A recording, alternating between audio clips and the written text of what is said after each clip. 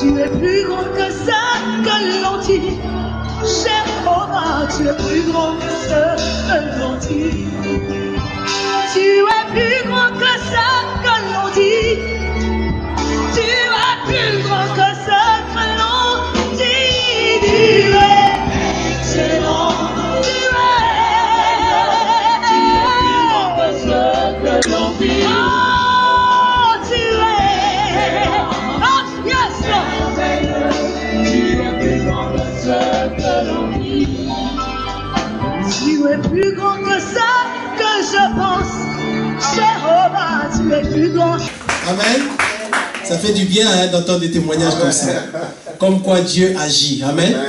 Dis un peu Dieu agit. Dieu travaille. Amen. Alors, prenons la parole de Dieu. 1 Roi chapitre 18.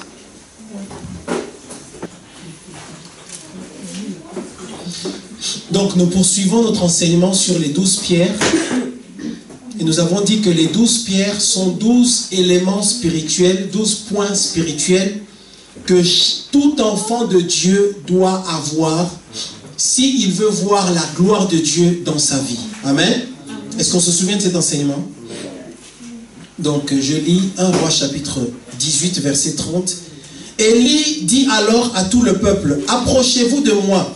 Et tout le peuple s'approcha de lui. Et Élie rétablit l'autel de l'Éternel qui avait été renversé. Il prit 12 pierres d'après le nombre des tribus des fils de Jacob auxquels l'Éternel avait dit, Israël sera ton nom. Et il bâtit avec ces pierres un autel au nom de l'Éternel. Je m'arrête là. Amen. Donc nous parlons ici d'Élie, le grand prophète Élie. La Bible dit que Élie a rétabli l'autel. Élie était un grand homme de Dieu que Dieu a puissamment utilisé. Et Élie a vécu sous le règne du roi Akab. Et le roi Akab était un roi idolâtre avec sa femme Jézabel. Le roi Akab adorait Baal, il adorait les Astartés. Il avait d'autres dieux, il avait plusieurs autres dieux. Or Dieu avait interdit à Israël d'avoir d'autres dieux. Et Dieu nous interdit aussi d'avoir d'autres dieux. Tu dois savoir, je vais dire à quelqu'un, Dieu t'interdit d'avoir d'autres dieux. Et quand on parle d'autres dieux, ne pensez pas qu'il s'agit d'avoir dans sa chambre une statuette sur laquelle on va se prosterner. Si tu aimes quoi que ce soit plus que Dieu, eh bien ces choses-là deviennent ton Dieu. Amen. Si tu aimes le football plus que Dieu, eh bien ces choses deviennent ton Dieu. Si tu aimes les femmes plus que Dieu, eh bien les femmes deviennent ton Dieu. Si tu aimes les hommes plus que Dieu, les hommes deviennent ton Dieu. Tout ce que tu aimes, tout ce que tu places au-delà ou au-dessus de Dieu, ça devient ton Dieu. Amen. Est-ce qu'on sait cela? Donc tu dois savoir, fais attention dans ta vie. Est-ce qu'il y a quelque chose, il y a quelqu'un, il y en a qui aiment leurs enfants, il y en a c'est leur mari, il y en a c'est eux-mêmes, il y en a qui sont eux-mêmes leur propre Dieu, ils s'adorent eux-mêmes. Ils passent 1 heure devant le miroir, 2 heures devant le miroir à se regarder, à s'arranger son corps, c'est bien. Mais Dieu voit ton cœur, Dieu sait si dans ton cœur il y a une idole. Amen. Et Dieu va susciter le prophète Élie pour aller confronter les prophètes de Baal, afin que tout Israël sache que le seul et l'unique Dieu, c'est le Dieu d'Israël. Amen. Élie va aller voir le roi Akab et il va lui demander de convoquer tous les prophètes au mont Carmel. La Bible dit que Élie va prendre 12 pierres pour restaurer l'autel. À l'époque, quand on faisait un sacrifice, on avait d'avoir un autel sur lequel on allait poser le sacrifice, l'holocauste. Ça pouvait être une vache, un taureau ou un animal quelconque. Élie va dire au prophète de Baal, voici ce qu'on va faire. Vous prendrez 2 taureaux, un pour vous et un pour moi, et vous placerez le taureau sur l'autel. Et vous prierez. Quand vous prierez, le Dieu qui répondra par le feu, eh bien c'est lui qui sera Dieu. Ils se sont dit, ok, nous allons faire ces choses. Et les prophètes de Baal ont commencé, ils ont pris ce taureau, ils l'ont mis sur l'autel, ils ont commencé à prier. Ils ont commencé à faire des incantations, à chanter tout ce qu'ils avaient à chanter. Ils ont fait ça pendant des heures. Pendant des heures, ça ne marchait pas. Il n'y avait rien qui se passait. Et Élie commençait à se moquer d'eux. Il leur disait, continuez, continuez. Peut-être que votre Dieu dort, ou peut-être qu'il est occupé, peut-être qu'il est au marché, il est allé faire ses courses à Guillotière. Continuez à invoquer votre Dieu, continuez à l'appeler. Ils ont continué jusqu'à la fin de la journée. Et Élie leur dit, ok, maintenant c'est mon tour. Élie va venir et il va prier que le feu descende du ciel. La Bible dit que le feu est descendu, mon frère, ma soeur. Et plus tard, Jacques nous dit, mais nous devons savoir qu'Élie était un homme comme nous. Donc nous devrions être capables aussi de prier des prières qui fassent que le feu descende. Amen. Ce que nous disons là, ce n'est pas une blague, parce que ce que nous disons là, c'est toute ta vie. Toute ta vie, tu dois faire tout ce qu'il faut pour arriver à ce niveau-là. La Bible dit que le monde entier attend la manifestation des vrais fils de Dieu. Le monde veut savoir, est-ce que tu es vraiment un enfant de Dieu, oui ou non? Parce qu'aujourd'hui, on est dans un temps où on se moque des enfants de Dieu, on se moque des chrétiens. Amen. Où est ton Dieu? Mais où est ton Dieu? Où est ton Dieu? Oui, je vais à l'église, je fais ça, je vais aux réunions, je vais aux veillées, nous avons jeûne et prière. Mais les circonstances que tu traverses, quand certaines personnes de ta famille te connaissent, quand elles te regardent, même si elles ne te le disent pas, elles te posent la question, où est ton Dieu? Alors toi maintenant, tu dois comprendre la parole de Dieu pour faire ce que tu as à faire, parce que Dieu ne ment pas. On ne peut pas dire que Dieu ment. Si quelqu'un ment, c'est nous. Amen. Amen. Donc c'est nous qui devons faire quelque chose. Alors l'idée ou la pensée de ce message, c'est de dire qu'avant de prier, avant que Élie ne prie pour que le feu descende, Élie a fait certaines choses. La Bible dit qu'Élie a restauré l'autel. Donc dans nos vies, si nous voulons voir la gloire de Dieu, si tu veux voir la main de Dieu se manifester dans ta vie, tu dois restaurer l'autel, tu dois faire ta part. La Bible dit qu'Élie a pris 12 pierres pour restaurer l'autel. Alors quelles sont ces 12 pierres-là? Nous avons dit que la première pierre, c'est la parole de Dieu. La deuxième pierre, c'est la prière. La troisième pierre, c'est la sanctification. La quatrième pierre, c'est le jeûne. Amen. Et nous avons dit que la cinquième pierre, c'est la foi. Et aujourd'hui, je vais encore parler de la foi, parce que la foi est un sujet très, très, très important. Amen. Alors, je vous pose la question, je te pose la question, est-ce que tu as la foi? Amen. Est-ce que vraiment, vraiment, tu crois que Dieu est capable? Amen. Parce qu'il y a foi et foi et foi et foi et foi. Quelle est la foi que toi tu as? Nous avons dit la dernière fois que la foi que nous avons, et tu dois être une foi qui est basée sur Dieu, le Dieu d'Israël. C'est Dieu qui est notre source, c'est Dieu qui est la source de notre foi. Amen. Et la Bible dit que la foi vient de ce qu'on entend. Et ce qu'on entend, c'est la parole de Dieu. Donc c'est important ce que tu entends. Écoute bien ce que nous disons ce matin, mon frère, ma soeur. C'est important ce qui entre dans tes oreilles, parce que la foi vient de ce qu'on entend. Et dans certains passages dans la parole de Dieu, Jésus dira qu'il te soit fait selon ta foi. Donc d'un côté, la Bible dit la foi vient de ce qu'on entend. De l'autre côté, on dit qu'il te soit fait selon ta foi. Autrement dit, qu'il te soit fait selon ta foi, selon ce que tu entends. Tu vois maintenant pourquoi c'est important de faire attention là où tu vas entendre la parole de Dieu. Parce qu'il te sera fait selon ta foi qui vient de ce que tu as entendu là où tu vas entendre. On a compris ce que j'ai dit.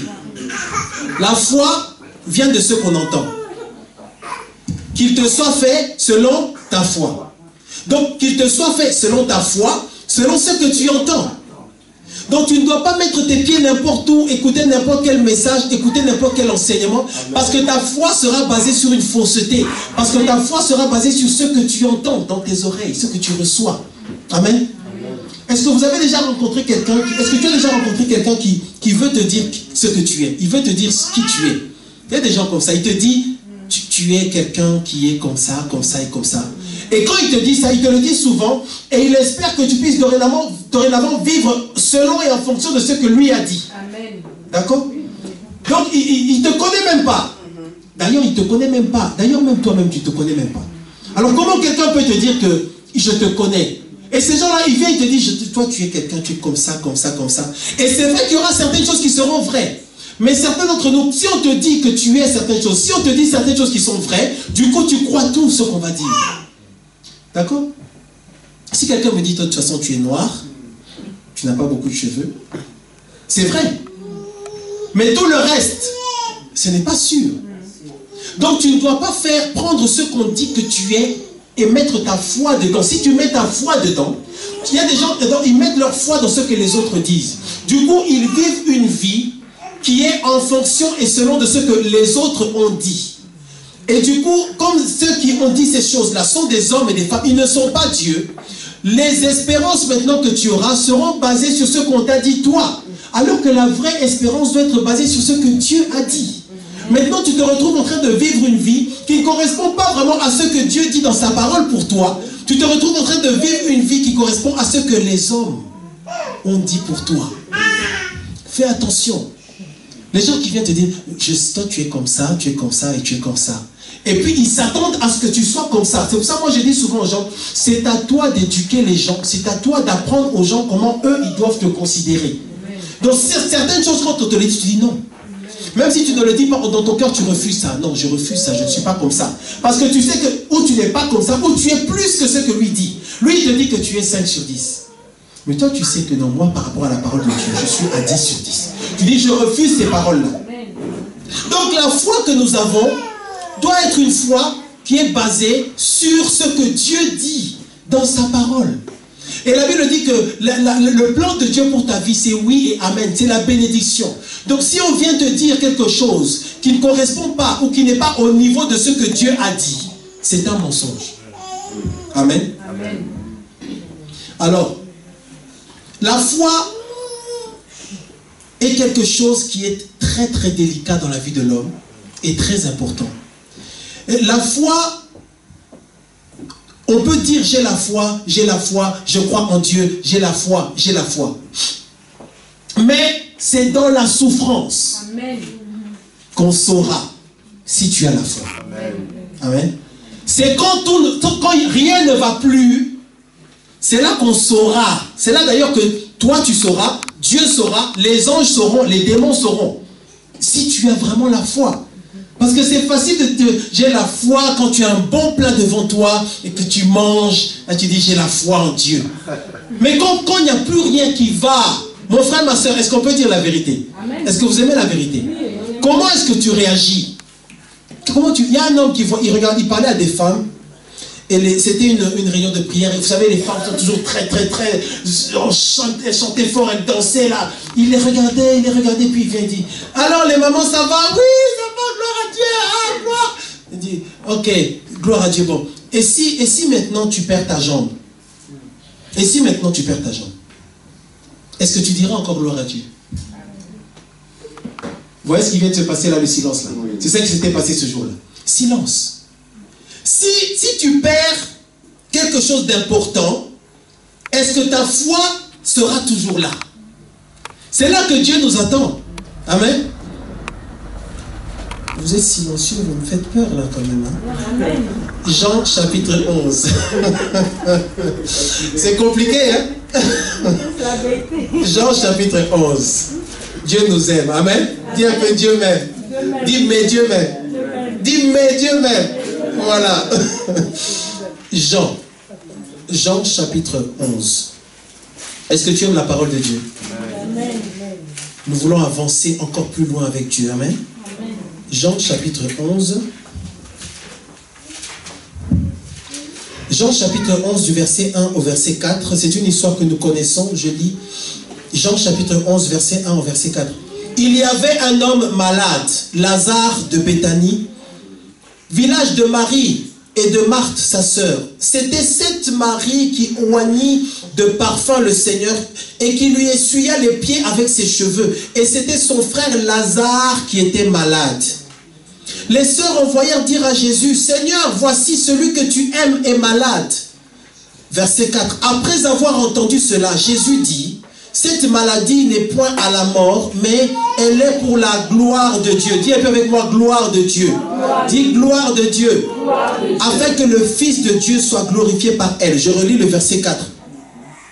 Après avoir entendu cela, Jésus dit, cette maladie n'est point à la mort, mais elle est pour la gloire de Dieu, afin que le Fils de Dieu soit glorifié par elle. Amen. Nous connaissons l'histoire de Lazare. Lazare est mort, Jésus l'a ressuscité. Gloire à Dieu. Mais quand ça s'est produit, pendant que Lazare était encore malade, très malade, on est allé dire à Jésus, Lazare que tu aimes, ton ami, il est malade. Et quand on a dit cela à Jésus, Jésus a parlé pour répondre à ce qu'on lui avait dit. Jésus dit, cette maladie-là, il les rassure. Jésus devait les rassurer. Bien aimé dans le Seigneur, tu verras que souvent quand il y a des problèmes, souvent quand il y a des difficultés, on a tendance à croire que ça vient du péché. On a tendance à croire que ça vient forcément du péché. Mais c'est une fausse doctrine en fait qui a été prêchée ces derniers temps, où on dit que si ça ne va pas dans ta vie, c'est forcément que tu as péché. S'il y a des problèmes dans ta vie, ça doit être que tu as péché. Ça peut être ça, mais ce n'est pas forcément ça. Amen. Donc la difficulté ou le problème, avoir un gros problème dans sa vie, ce n'est pas un péché. Dans Jean chapitre 9, Jésus arrive, il voit un aveugle. Et les gens sont venus demander à Jésus, regarde ce jeune homme, cet homme, il est malade, il est aveugle. Qui a péché? Est-ce que c'est son père ou est-ce que c'est sa mère? Qui a péché? Et Jésus répondra à peu près de la même manière. Il dira, ce n'est pas que son père a péché, ce n'est pas que sa mère a péché, mais c'est pour que les œuvres de Dieu se manifestent dans la vie de cet homme-là. Amen. Donc ici, on a quand même un paradoxe. Si on revient sur la première histoire avec Lazare, on a un paradoxe. Jésus dit, ne commencez pas à penser que c'est Marthe qui a péché, ou c'est Marie qui a péché, ou bien que c'est son oncle, ou bien c'est sa tante, ou bien ça vient forcément de sa famille, ou bien ça vient des sorciers, ça vient de gauche, ça vient de droite. Cette maladie ici est pour la gloire de Dieu. Amen. Amen. N'est-ce pas intéressant de voir qu'il y a certaines maladies, où il y a certains problèmes, il y a certaines difficultés que Dieu peut laisser faire, laisser se produire dans nos vies pour que la gloire de Dieu se manifeste. Amen. Et ça c'est un paradoxe parce que qui veut la gloire de Dieu? Nous voulons tous la gloire de Dieu. Amen. Moi je veux la gloire de Dieu. Mais maintenant regarde ce que la parole de Dieu dit. La parole de Dieu dit que certaines maladies, certains problèmes, certaines difficultés, certains gros soucis arrivent dans nos vies pour que Dieu puisse manifester sa gloire. Nous voulons la gloire. Donc on pourrait dire, puisque c'est cette maladie qui va amener la gloire de Dieu, alors Seigneur, peut-être que j'ai besoin de la maladie. Est-ce qu'on est d'accord? Je reprends. Puisque la maladie va amener la gloire de Dieu, eh bien Seigneur, puisque je veux la gloire de Dieu, donne-moi la maladie. C'est ça le paradoxe qu'on a dans la foi. C'est ça le problème de la foi. Nous voulons voir la gloire de Dieu. Tu veux voir la main de Dieu se manifester dans ta vie, eh bien tu dois accepter les souffrances et les difficultés qui vont avec. Parce que de temps en temps, tu te trouveras dans le cas où Dieu laisse une maladie, Dieu laisse un problème, Dieu laisse quelque chose qui te fait souffrir. On se moque de toi à cause de ça. Amen. Mais c'est pour la gloire de Dieu. Dieu sait que c'est pour sa gloire à lui. Amen. Amen. Amen. Amen. Alors, cette maladie s'est produite pour la gloire de Dieu. Pour que la gloire de Dieu soit manifestée. La gloire de Dieu, c'est sa puissance. La gloire de Dieu, c'est sa nature. La Bible dit qu'il est le Dieu glorieux. Il est environné de gloire. Son trône, c'est glorieux. Il est le Dieu de gloire. Qui a déjà entendu ça? Notre Dieu est le Dieu de gloire. Donc, la gloire de Dieu, c'est sa nature. Dis un peu, la gloire de Dieu, c'est sa nature. Il est le Dieu de gloire. Moïse a dit, Seigneur, fais-moi voir ta gloire. Et nous voulons tous voir la gloire de Dieu. Donc la gloire de Dieu, c'est sa nature. Il est le Dieu de gloire. En fait, la gloire, c'est lui. La Bible dit qu'il porte un manteau. Et c'est un manteau qui est sa gloire. Donc quand on parle de gloire, on peut parler que de Dieu. C'est sa vraie nature. La gloire de Dieu, c'est sa puissance, c'est sa nature, c'est sa force. Amen. Amen. Maintenant, on ne peut connaître la force de quelqu'un que en fonction du poids qu'il peut soulever. On est d'accord? Quand on parle des hommes, on nous dit que, on voit que les hommes, si on veut connaître la force d'un homme, si on veut savoir si un homme est fort, on va lui donner un poids à soulever. Vous avez déjà vu ces émissions, ces concours sportifs où il y a un poids, quelque chose de très lourd, il y a des hommes très musclés qui viennent et puis ils essaient de soulever. Et en fonction du poids qu'il va soulever, voilà, ou bien ceux qui soulèvent des haltères, en fonction du poids qu'il soulève, on saura le niveau de sa force. Donc ça veut dire que la foi de quelqu'un dépend du poids qu'il est capable de soulever. Et bien ça marche aussi pour Dieu.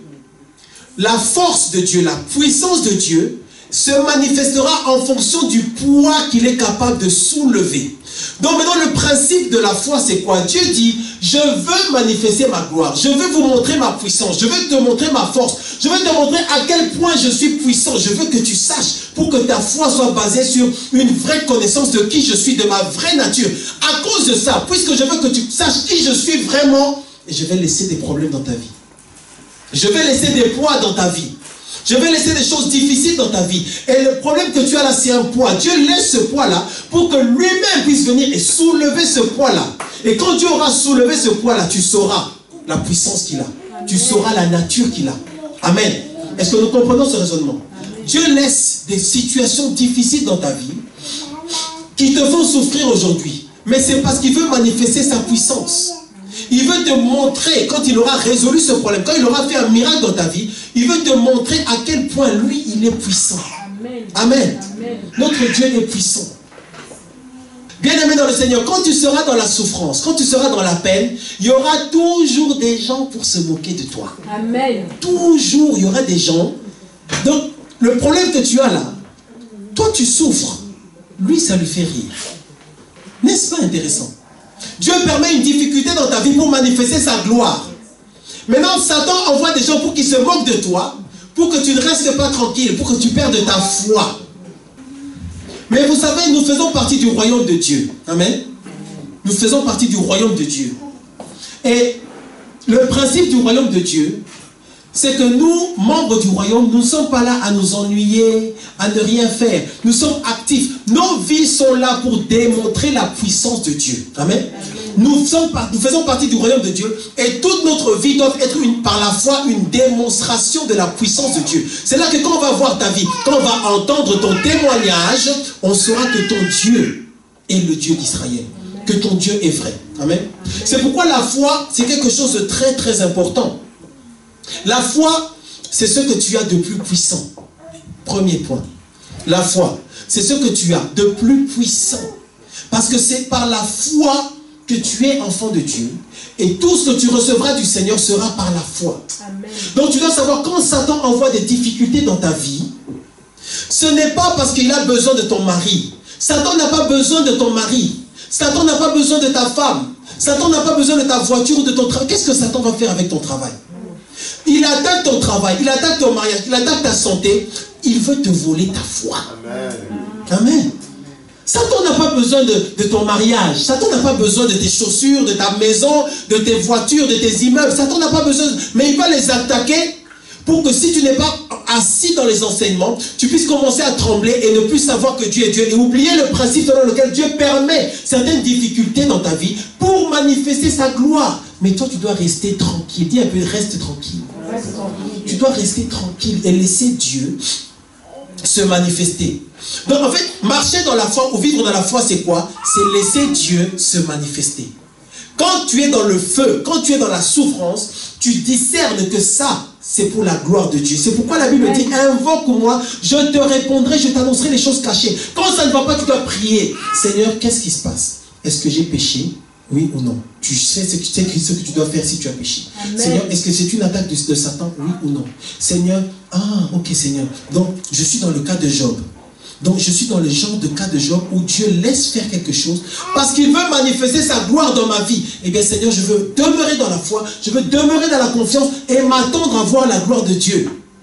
Alors, dans l'histoire qu'on a lu ici, Jean chapitre 11, au verset 40, la Bible dit, Jésus lui dit, ne t'ai-je pas dit, si tu crois, tu verras la gloire de Dieu. Nous connaissons cette chanson. Qui connaît cette chanson? Si tu crois, tu verras la gloire de Dieu. Si tu crois, tu verras la gloire de Dieu. Amen. Qu'est-ce que ça veut dire? Si tu crois, tu verras la gloire de Dieu. C'est-à-dire si tu crois malgré les circonstances, si tu crois malgré les obstacles, si tu crois malgré les montagnes qui sont devant toi. Satan est expert pour mettre des montagnes dans ta vie, si Dieu le lui permet. En fait, le système, c'est que Dieu permet à l'ennemi de travailler. Il lui permet de mettre un problème dans ta vie. Tu dois savoir, avant que Satan ne touche ta vie, il doit avoir l'autorisation de Dieu. Dans l'histoire de Job, avant que Satan ne puisse attaquer Job, il a dû parler avec Dieu. Alors, si tu veux marcher avec Dieu, tu seras obligé tôt ou tard d'être devant une montagne. Amen. Tu dois savoir, c'est la vérité. La marche avec Dieu n'est pas un long fleuve tranquille. Tu dois démontrer la puissance de Dieu. Amen. Premier point, la foi, c'est ce que tu as de plus puissant. Et c'est ce qui fait fuir l'ennemi. C'est ce qui va faire fuir Satan. C'est la foi. Pourquoi est-ce que la foi va faire fuir Satan? La foi va faire fuir Satan parce que si tu manifestes la foi, si tu restes tranquille dans les souffrances, tôt ou tard, Dieu va étendre sa main pour manifester sa gloire. Et quand Dieu étend sa main pour manifester sa gloire, Satan est obligé de fuir. On est d'accord? Tu vois le principe que maintenant, les pierres dont nous parlons, chaque pierre est un élément vraiment fondamental dans la vie de l'enfant de Dieu. Chaque pierre. Finalement, on voit que ce n'est pas seulement la sanctification, ce n'est pas seulement la prière, ce n'est pas seulement le jeûne. Il faut que ce soit dans la foi. Parce que si tu n'as pas la foi, en fait, si sur toutes les pierres, là, chaque pierre est totalement indispensable. Amen. Amen. La foi, ça fait fuir l'ennemi. Le niveau de ta foi, troisième point, le niveau de ta foi sera équivalent au niveau des souffrances ou des difficultés que tu arrives à surmonter par ta foi. Je reprends. Le niveau de ta foi, quand on dit quelqu'un une petite foi, une grande foi, ce sera proportionnel aux difficultés auxquelles tu seras confronté, que tu arriveras à surmonter avec ta foi. Amen. Et le point suivant, c'est que Dieu va tester ta foi. Dieu va éprouver ta foi. L'épreuve de ta foi est un prérequis pour que Dieu t'utilise. Amen. Amen. Je reprends ça, c'est un point important. L'épreuve de ta foi, le test de ta foi, l'examen, tu vas passer un examen, un test, une épreuve. L'épreuve de ta foi est un prérequis, une condition indispensable pour que Dieu puisse aller plus loin avec toi, pour que Dieu puisse t'utiliser véritablement. Amen. Bien-aimé dans le Seigneur, tu n'avanceras pas avec le Seigneur si tu ne surmontes pas les souffrances. On est d'accord? Si tu ne surmontes pas les difficultés, tu n'avanceras pas avec Dieu. Tu dois être capable, même s'il y a des vents, des tempêtes, de t'accrocher au Seigneur jusqu'à ce qu'il manifeste sa gloire. Tu dois croire d'abord, ensuite tu verras la gloire de Dieu. Jésus, avant de faire ce miracle de ressusciter Lazare, il dit, ne t'ai-je pas dit, si tu crois, tu verras la gloire de Dieu. Est-ce que vraiment je ne t'ai pas dit? Donc, juste avant de le faire, il a voulu d'abord parler. D'accord? Il dit, est-ce que je ne t'ai pas dit? Toi aussi, tu n'entends jamais. Maintenant, tu pleures comme si je ne suis pas Dieu. Tu as l'air totalement désespéré. Mais est-ce que je ne t'ai pas dit? Est-ce que je ne t'ai pas dit que si tu crois, tu verras la gloire de Dieu? Et Dieu dit à quelqu'un ce matin, est-ce que je ne t'ai pas dit, si tu crois, tu verras la gloire de Dieu? Amen. Amen. Est-ce que je ne t'ai pas dit? Est-ce que je ne t'ai pas dit? Est-ce que Dieu ne te dit pas ce matin que si tu crois, tu verras sa gloire? Amen. Ça, c'est l'évangile. Dis, c'est l'évangile. Si tu crois, nous c'est comme ça. Nous, c'est comme ça. Chez nous, c'est comme ça. Nous, c'est comme ça. Donc, nous on n'est pas... Non, je vois d'abord, après je crois. Non.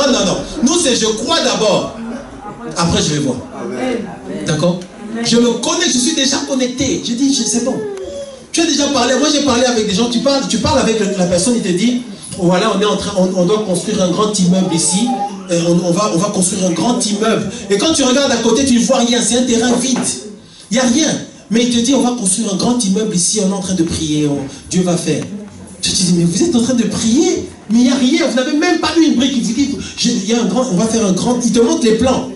Mais il te dit, on est dans la foi. On travaille la foi. On travaille la foi. On est en train de croire. On croit pour ça. Et ça s'accomplira. Et c'est très important ce que tu crois, mon frère, ma soeur. C'est pourquoi Jésus dit qu'il te soit fait selon ta foi. Un autre mot, il dit ta foi t'a sauvé. Donc ta foi peut te sauver. Amen. Tu te rends compte? Donc la femme là, elle est venue. Bon, je ne vais pas vous raconter beaucoup d'histoires. Dieu regarde, Dieu t'observe, Dieu regarde comment tu gères les difficultés. Dieu est en train de te regarder. C'est comme ça qu'elle réagit. Non, elle n'a pas encore compris l'enseignement sur la foi. Regarde comment elle pleure, il pleure. 2 h du matin sur ton lit là, avec une toute petite larme qui descend tout doucement. Et personne ne sait, mais Dieu voit. Tu peux pleurer. Pleurer, ce n'est pas un péché. Mais à un moment donné, pendant que tu pleures, tu dois t'arrêter et commencer à prier, adorer Dieu, remercier le Seigneur. Amen. Tu verras souvent que si tu es dans la peine, la difficulté, la souffrance, et que tu adores Dieu, l'onction de Dieu descend sur toi. Amen. Qui a déjà vécu ça? Amen. Au point qu'en secret, certaines personnes comme moi, on aime bien, quand il y a un peu de tristesse là, tu entres dans l'adoration, tu vas voir. Ça coule, c'est facile. Parce que Dieu voit, regarde cet enfant, il est dans la souffrance, il est dans la difficulté, mais il m'invoque moi. La manifestation de la foi. Amen. Donc nous devons faire attention avec cette doctrine-là, comme quoi, si tu souffres, donc il y a un péché. C'est faux. Et même les grands hommes dans la Bible, Abraham avait des problèmes. Le problème, Dieu avait dit à Abraham, je te donnerai un fils. Mais Abraham a souffert longtemps parce que le fils ne venait pas. L'enfant ne venait pas. Problème. Maintenant, qu'est-ce que Dieu fait? Il permet cette difficulté pour manifester sa gloire parce que plus tard, son fils arrivé, Dieu a manifesté sa gloire. Dieu lui a montré à quel point il est puissant. Quand Abraham était totalement vieux, sa femme était totalement vieille, malgré ça, ils ont eu un enfant. La puissance de Dieu qui se manifeste. Amen. Moïse a commis un meurtre en Égypte. Quand on commettait un meurtre en Égypte, on devait mourir, on devait être condamné. Mais qu'est-ce que Dieu a fait? Dieu a sorti Moïse d'Égypte, il l'a amené dans le désert. Et plus tard, Moïse est revenu et Dieu l'a utilisé puissamment. Alors mon frère, ma soeur, si Dieu a pu faire sortir Moïse d'Égypte, si Dieu a soustrait Moïse de la puissance, de la sorcellerie de Pharaon, tu dois savoir aussi que Dieu peut te sortir toi aussi de tout ce qui t'empêche de voir la gloire de Dieu. Amen. Amen. Amen. Mais le meilleur exemple de la foi qui est testé, qui est éprouvé, c'est Jésus-Christ de Nazareth. Amen. Jésus de Nazareth, quand il était né, tout bébé, tout petit, dans une étable, les mages sont venus lui offrir des cadeaux pour l'honorer. C'était bien. Mais Dieu n'avait pas encore confiance en lui. Qu'est-ce que tu dis là? Dieu n'utilise pas une personne tant qu'il ne l'a pas testé ou tant qu'il ne l'a pas éprouvé. Amen. Amen. Regarde bien tous les personnages dans la parole de Dieu. Ceux qui ont fait des choses avec Dieu, ils sont passés par des choses incroyables. Traumatisme. Ils sont passés par des difficultés, des souffrances. À cause de Dieu. L'épreuve, le test. Jésus, à 12 ans déjà, il savait déjà ce qu'il était venu faire. Il répondait à sa mère, je suis venu pour accomplir les œuvres, les affaires de mon Père. Femme, qu'y a-t-il entre toi et moi? Il savait qui il était. Mais malgré ça, il n'avait pas encore la confiance de Dieu. Pourquoi? Dieu ne l'avait pas encore testé. Dieu ne l'avait pas encore éprouvé. Dieu l'a d'abord fait passer par l'eau du baptême. Il s'est fait baptiser dans l'eau. Tchoc, tchoc. C'est bien. Mais tu n'as pas encore la confiance de Dieu. La Bible dit que l'Esprit de Dieu l'a poussé à aller dans le désert. Est-ce qu'on peut regarder ça? L'Esprit du Seigneur a poussé Jésus dans le désert. Et ça, c'est quelque chose d'important. Luc chapitre 4. Luc chapitre 4. Il faut que ta foi soit une foi réaliste. Amen. Nous ne devons pas être dans une illusion. Tu crois que ce sera tout le temps, toujours tout beau, tout joli. Tu dois être capable de confronter les difficultés pour voir la gloire de Dieu se manifester dans ta vie. Amen. Amen. Et ta famille, tes frères et sœurs te respecteront. Amen. Ils sauront que ton Dieu est Dieu. Ils arrêteront de jouer avec toi. Ils vont changer de langage.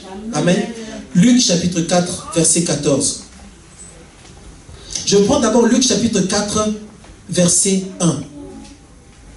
Jésus, rempli du Saint-Esprit, revint du Jourdain et il fut conduit par l'Esprit dans le désert. Entre parenthèses, désert, difficulté, souffrance, toutes ces choses-là. Amen. Où il fut tenté par le diable pendant 40 jours. Le mot tenté qui est utilisé ici, c'est aussi épreuve. C'est test. Donc Jésus, avant de commencer son ministère, avant de commencer à travailler, avant de commencer à faire des miracles, l'Esprit de Dieu, donc Dieu lui-même l'a poussé dans le désert. Il l'a envoyé là-bas pour être tenté, pour être éprouvé, pour être testé. C'est pourquoi je dis, Dieu n'utilise personne s'il ne l'a pas au préalable testé, s'il n'a pas préalablement testé ou éprouvé, pour voir le poids que tu as.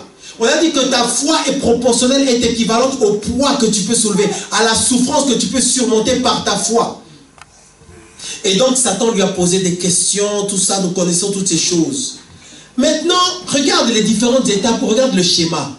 Le schéma, c'est d'abord que, premièrement, Dieu il te pousse dans le désert, dans le problème, dans la difficulté, pour t'éprouver. Maintenant, la deuxième étape, c'est quand tu sors de là.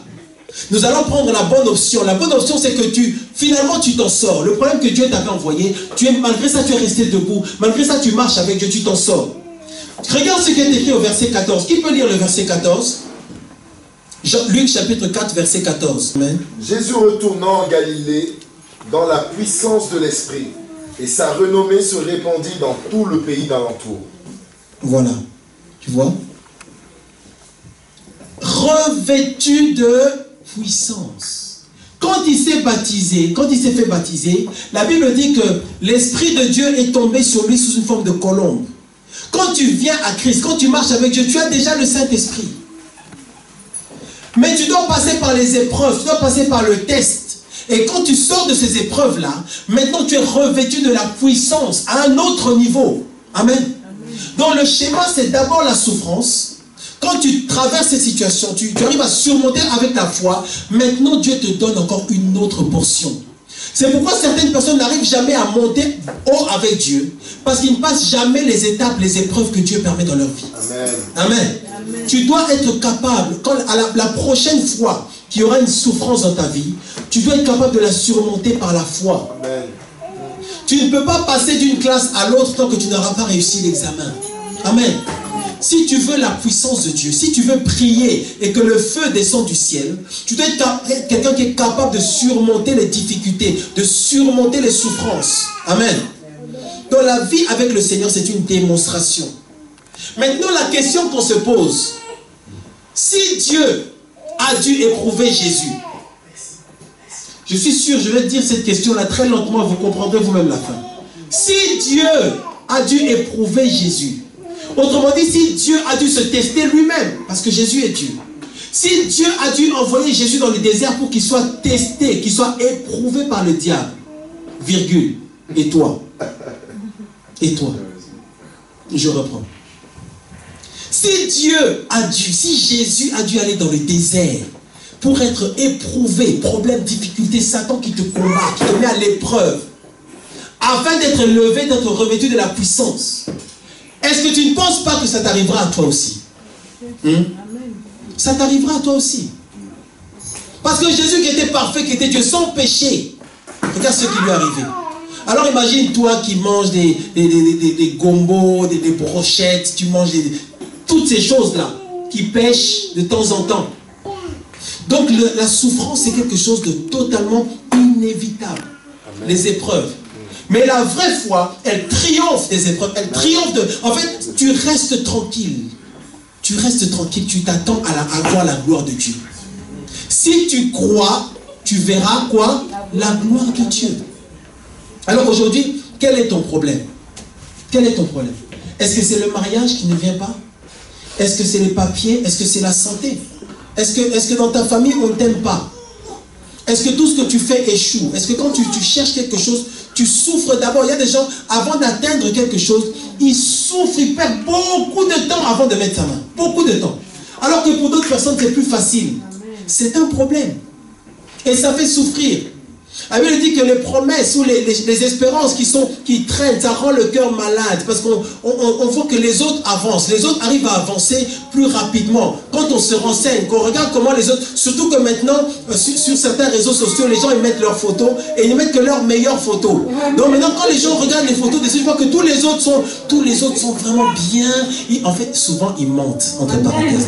Bon, tous les autres, en tout cas, eux, ils ont réussi. Les gens avec qui tu étais il y a 15-20 ans, eux, ils ont réussi, ils ont avancé, ils vont prendre des photos chez leurs amis qui ont de grosses maisons avec 2 garages devant les voitures et ils les mettent comme si c'est à eux. Du coup, quand toi tu regardes ça, tu dis, mais eux, ils ont réussi, eux, ils avancent, eux, ils... Mais moi, mais pour toi, c'est plus difficile. Parce que toi, tu veux voir la gloire de Dieu. Amen. Amen. Parce que toi, tu ne veux pas y aller avec tes capacités à toi. Toi, tu t'attends que Dieu lui-même puisse ouvrir les portes. Amen. Dans ta vie. Amen. Il faut que ce matin, cette parole puisse toucher ton cœur. Tu saches qu'importe le problème qu'il y a dans ta vie, ne cède pas. Si tu cèdes, tu iras te servir le diable. Il y a des situations où c'est Seigneur, si toi tu n'ouvres pas la porte, moi j'attends. Qu'est-ce qu'on va faire? On va l'appeler le marabout, je ne sais pas, Zadi, je ne sais pas quoi là. Vous savez les petites notes qu'on met dans les boîtes aux lettres là? Affaire de cœur, amour perdu, retour de l'affection, je ne sais pas quoi. Mais nous on n'a pas le choix, c'est pas pour nous. Si Dieu ne déplace pas cette chaise là, j'attends. J'attends la gloire de Dieu. Amen. J'attends la... Quand Dieu te manifeste sa gloire, il y a 2 choses qui se passent. Amen. Quand Dieu manifeste sa gloire, C'est ça qu'on veut. Quand tu pries que le feu descende, c'est la gloire de Dieu, la puissance de Dieu, la nature de Dieu se manifeste en tant que Dieu. Il te montre, en fait, les difficultés, c'est pour que Dieu te montre à toi que lui, il est Dieu. C'est pour que tu saches à quel point il est Dieu. Amen. Et Dieu ne ment pas. Maintenant, quand Dieu manifeste sa gloire, il y a deux choses qui se passent. Toi, tu es béni et tes ennemis sont confondus. Amen. Et nous voulons voir la gloire de Dieu. Nous voulons expérimenter la puissance de Dieu.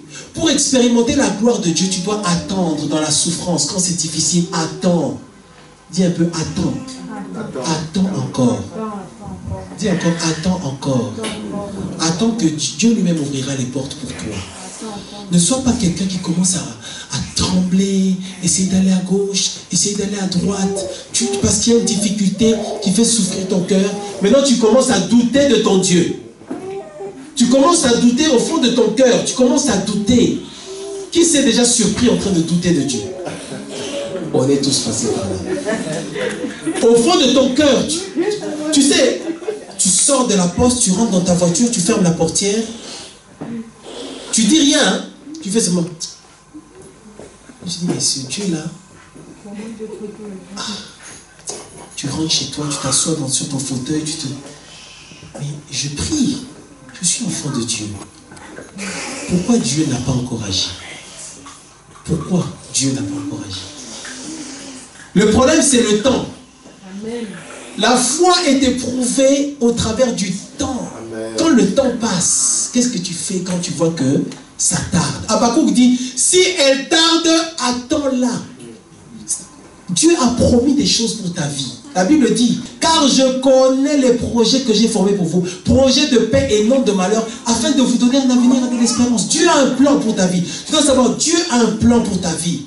Toi, demeure dans la sainteté, la sanctification, la prière, avec toutes ces pierres-là. Attends seulement, tu verras la gloire de Dieu. Amen. Tu dois continuer à croire, continuer malgré les difficultés, malgré les montagnes, malgré les obstacles.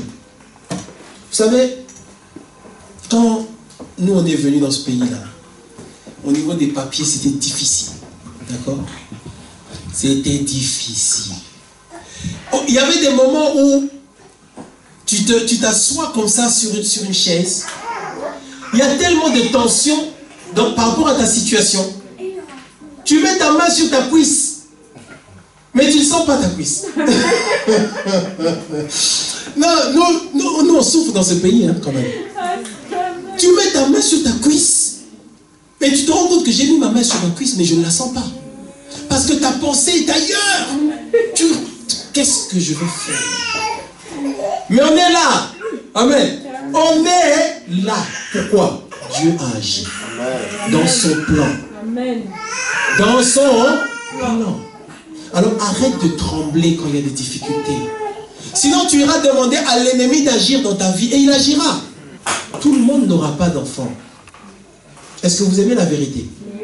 Tout le monde n'aura pas d'enfant. Tout le monde ne sera pas milliardaire. Tout le monde ne sera pas chef d'entreprise. Chacun aura des bénédictions, oui, prévues par Dieu. Mais tout le monde ne sera pas comme telle personne ou telle personne ou telle personne. Car Dieu a un plan pour chacun d'entre nous. Mais c'est quand même la gloire de Dieu. Que chacun prenne seulement le plan de Dieu pour sa vie, la gloire, et qu'il s'attende à ça. Qu'importe la situation dans ta vie, qu'importe la difficulté, c'est Dieu qui va ouvrir les portes pour toi. Amen. Amen. Qu'importe la souffrance, retiens bien ce qu'on dit là. Si tu n'as rien compris de tout ce message, retiens seulement cette phrase. Qu'importe la souffrance dans ta vie, qu'importe la difficulté, le fait que ce que tu attends, ça tarde. Qu'importe l'oppression spirituelle qui te fait peur, tu luttes avec ça, accroche-toi à Dieu. Si tu crois, tu verras la gloire de Dieu. Amen. Amen. Est-ce que vous êtes d'accord avec ce message? Amen. La foi, c'est essentiel.